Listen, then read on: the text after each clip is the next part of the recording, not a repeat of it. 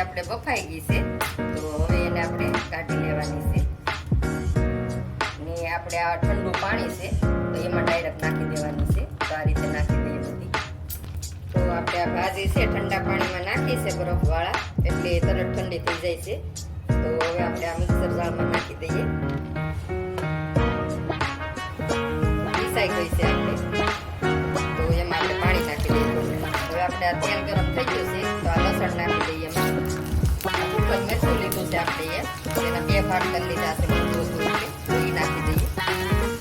એને આ રીતે આપણે કેળવી લઈએ. મરચાં છે એ ભાગે તળાઈ જાય છે, એને આપણે કાઢી લઈએ પહેલા.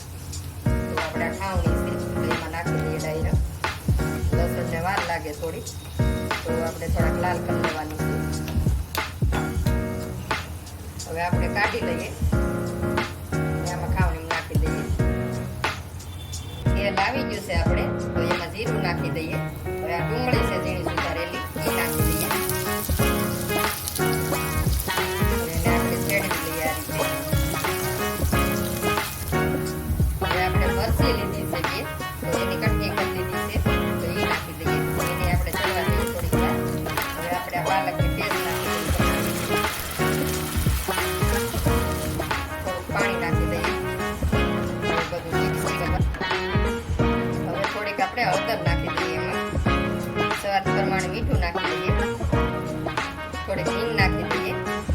થોડુંક ધાણા જીરું ભૂકો નાખી દઈએ.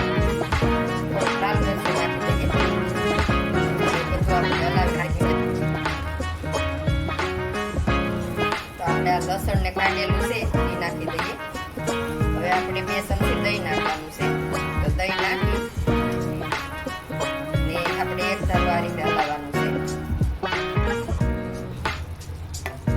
તો ભાજી આપણે સડી ગઈ છે. તો તેલ ગરમ થઈ ગયું છે આપણે, તો આપણે આ લસણ લીધું છે, 2 ભાગ કરી લીધા છે, તો એ આપણે નાખી થોડીક વાર એને ચડવા દઈએ, લાલ થાય ત્યાં સુધી. આ રીતે આપણે ચડવી લઈએ. હવે આપણે લસણ સડી ગયું છે, તો આપણે લાલ મરચું છે, તો આપણે એ નાખી દઈએ અને ગેસ બંધ કરી દઈએ. તો એને આ રીતે આપણે થોડીક ચડવી લઈએ. આપણે ખાંડેલી ભેંસ છે તો એ નાખી દઈએ. તો હવે આપણે આ છે આમાં નાખી દઈએ. હવે આ રીતે આપણે મિક્સ કરી લઈએ.